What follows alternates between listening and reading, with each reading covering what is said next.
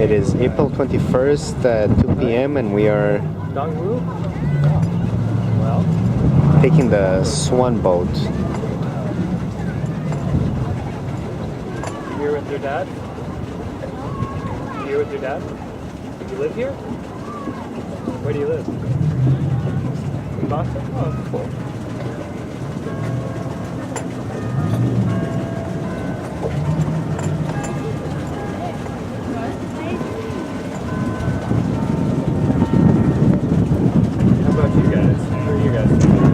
Oh, we're from Boston too. So I'm here to just enjoying a beautiful spring day. Yeah.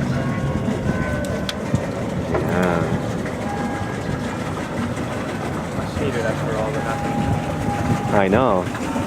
Yesterday we came and it was free for kids under 16. Is that something for Fridays? We or? just did that because it felt like needed to based on all that has happened. Yeah.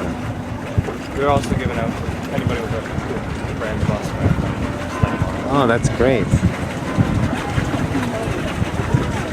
I was amazed at the reaction that the city had. I went out on Tuesday to take some photos of the aftermath. I went out expecting to see people, either A, nobody there, or B, people just sort of all gazing at what had happened. I didn't see that at all. People were giving out photos. There were giving out free cookies to the police officers that were working. Really? One was giving out flowers to the runners.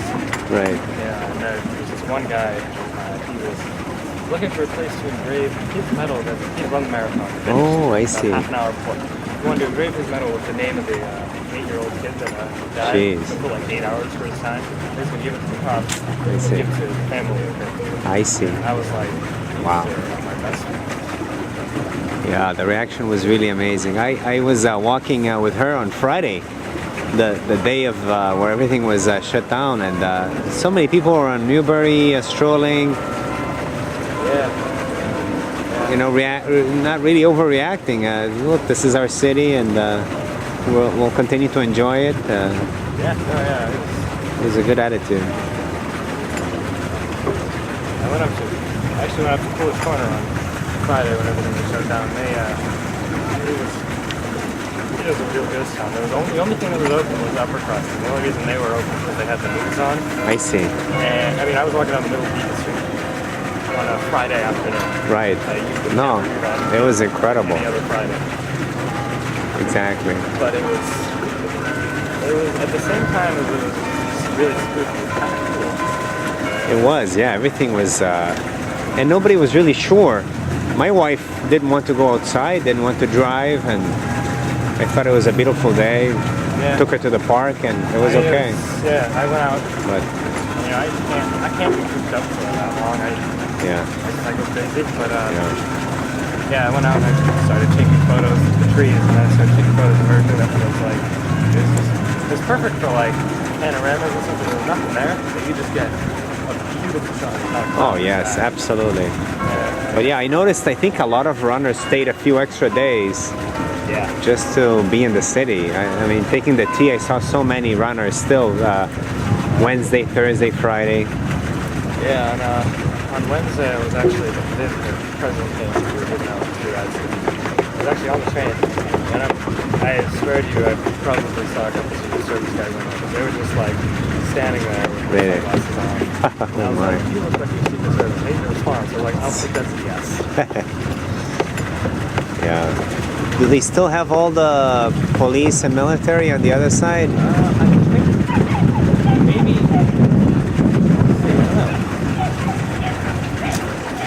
Definitely not as many as there were on Friday. Yeah. For sure, yeah. Wow. Where were you during the moment of the explosion? I was actually standing on that dock. I heard it. Really? And I thought it was, a piece of wood falling, or they're working on a building over there, or like a truck or something like that. And it really didn't, even watching the news that night, it didn't really hit me. Exactly. So I went down Tuesday, because we didn't open on Tuesday. I see. And I took some photos, and that really hit me that this actually happened to my city. No, I also didn't realize that. I was in Kenmore Square with her, watching the runners go by. It was around 1. I don't remember exactly when it went off, but it was not right around about 2:50. 2:50. Yeah, and then okay, so it was a little bit before, and yeah, it was strange. Exactly. Yeah, so I was in the park with her because the T was working when I took her to the park. When I was in the park, somebody walked by and said, "Just to let you know, I don't want to scare you, but there's been an explosion." And I said, "Oh, okay." Didn't realize. And we kept, and then when we were coming back, the T wasn't working. The buses were not working. Yeah, no, they Yeah. Unbelievable. So freakish. yeah, no, it's still surreal. To To put me. It's gonna take a while for this to truly sink in. a bomb next to a kid, and they were athletes themselves. One of them was a Golden Gloves boxer, A boxer and a wrestler. Yeah. a wrestler. Unbelievable. My theory is, this is just a theory, I think the older brother went crazy and dragged the younger brother in. That's the impression I have too. Yeah. Because they've not, from what I've heard, other than seen, definitely not the younger brother. Maybe the older brother, because like, it sounds like something happened. He was interviewed by the FBI because he was doing suspicious activity. And Right. I think he went crazy. Yeah. I think so, yeah. At least that's what we get from the reports now. But for example, this morning, there are pictures on the web of an entry into their apartment. And there's nothing whatsoever suspicious there. No bomb-making equipment, no trace of explosives, nothing. Just very weird. They had quite a few. When they went into their apartment, they said they found quite a few bombs and stuff. They were carrying, I think when they had that shootout with them, Oh yeah, during the shootout, supposedly they had. suicide vest. Right. Yeah. Right. Handmade grenades. Right. No, absolutely. But not at their place. And the way the older brother died was very odd. The younger brother actually ran him over Yeah, I think he was. and dragged him scared 20 out of his feet. mind. Yeah, unbelievable. Yeah, but the older brother was wearing a suicide vest, so Right. I mean they killed him, but he was gonna. But no, that was the initial report. Yesterday it was updated to something quite different. He exited the car, ran towards the police. Apparently he did have the vest, but rather than the police shooting him down, they pinned him down to the ground. So he was alive. He was fine. And I guess the police hadn't realized that he had that vest at that moment. And then the younger brother drove towards the police and ran over his own brother who was alive. Oh, He was completely fine. And that's how one of the policemen got injured, because the car almost ran him over. And it was the younger brother who killed the older brother, dragged him about 20 feet with a car. So he had not been shot by the police at that moment. He just died from being run over by the younger brother. I feel like the fact that he's wearing a suicide vest, that makes me think that he was gonna kill himself. Oh yeah. So, It definitely sounds that either way. It's either he blows himself up and hurts more people, or they Right.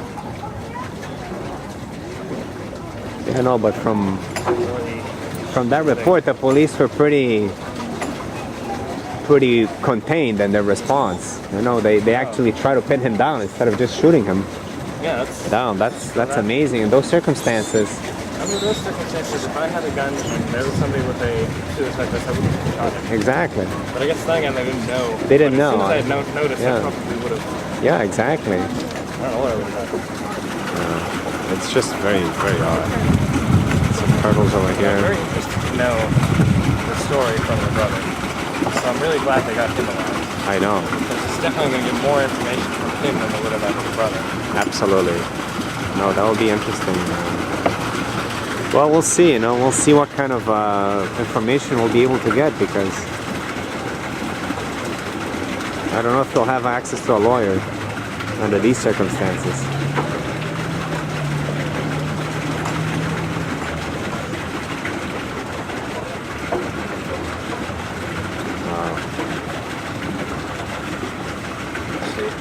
I'm take a business card of mine. Photography. Oh, great. Check on my website. All right. Fantastic. What type of photography do you like to focus? Everything. Photojournalism. Okay. do everything from stock photography